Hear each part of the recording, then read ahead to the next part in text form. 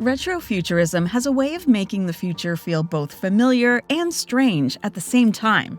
It's a style built on old ideas of what tomorrow should look like, filled with clunky machines, analog screens, and design choices that feel like they came from decades ago. And television has quietly built some of the most interesting retrofuturistic worlds out there. From idealized futures to worn-down systems that feel stuck in the past, these shows use the aesthetic to create something instantly distinctive. So in this video, we're taking a look at the TV shows that truly nail the retrofuturism aesthetic. Hello Tomorrow! Hello Tomorrow leans fully into retrofuturism by imagining a world where mid-century optimism about the future never fades.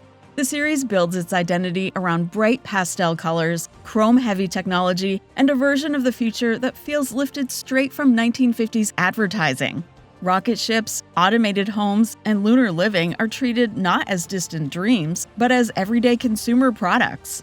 What makes the aesthetic so effective is how it contrasts with the story underneath, which is far more grounded and human.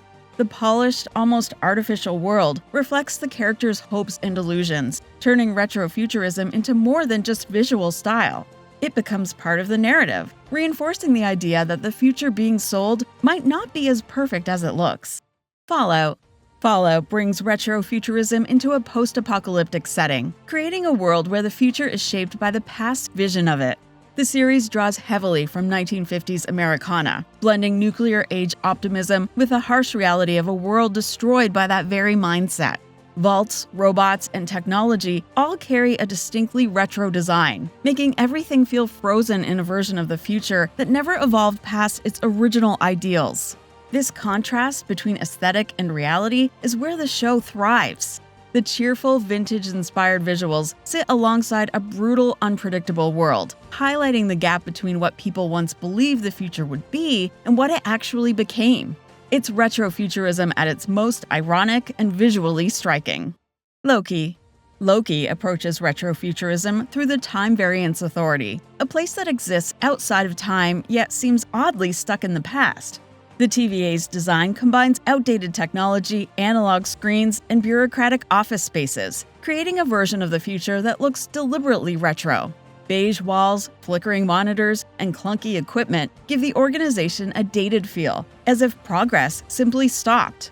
This aesthetic reinforces the TVA's role as a rigid, controlling institution, where everything operates according to strict rules.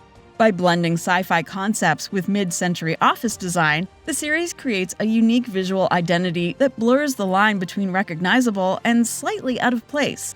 It's a reminder that retrofuturism doesn't always have to be sleek or optimistic to leave an impression. Maniac presents a retrofuturistic world that stays grounded, yet carries a slightly off-kilter quality, as if technology advanced in strange, uneven ways. The series combines outdated computers, bulky devices, and analog interfaces with more advanced concepts like experimental pharmaceutical trials and simulated realities. This mismatch creates a setting that is intentionally out of sync, reinforcing the show's themes of mental health and perception. Instead of focusing on futuristic visuals, Maniac leans into imperfection. These design choices make everything seem just a little unreliable, as though the world itself can't fully be trusted. It's a version of retrofuturism that prioritizes atmosphere over spectacle, using its visual style to deepen the emotional and psychological layers of the story. Legion uses retrofuturism in a much more abstract way, blending time periods to create a world that is deliberately disorienting. The series avoids anchoring itself in any specific era, instead mixing vintage design elements with futuristic technology and surreal visuals. Rotary phones sit alongside advanced devices, while costumes and sets pull from multiple decades at once. This creates a retrofuturistic aesthetic that appears unstable, constantly shifting to reflect the main character's fractured perception of reality. The show doesn't present a clear vision of the future, but rather a distorted one shaped by memory, imagination, and mental conflict. In doing so, it turns retrofuturism into something deeply personal, using style to mirror the chaos unfolding within the story. Cassandra builds its retrofuturistic aesthetic around the idea of a future shaped by outdated visions of artificial intelligence. The series presents technology that seems both advanced and strangely antiquated, with interfaces and environments that echo older design philosophies. Smooth automation coexists with clunky visuals, creating a world where progress doesn't follow a clean, modern trajectory. This gives the show a distinctive look, one that is intentionally removed from contemporary sci-fi trends. The aesthetic also supports the story's exploration of control, identity, and the role of technology in everyday life. By leaning into retro-inspired design, Cassandra avoids the typical sleekness of modern sci-fi, instead crafting a future rooted in earlier ideas of what advanced technology should look like. Tales from the Loop.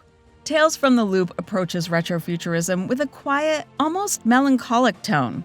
The series imagines a world where advanced technology exists alongside rural, everyday life, creating a striking contrast between the ordinary and the extraordinary.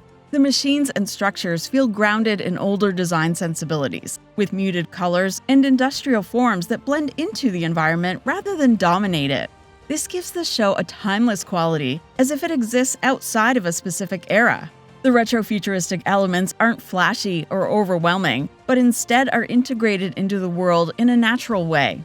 This understated approach allows the emotional stories at the center of each episode to take focus, while still maintaining a distinct visual identity. Ascension. Ascension delivers retrofuturism in one of its purest forms by placing its story aboard a spaceship designed with 1960s aesthetics.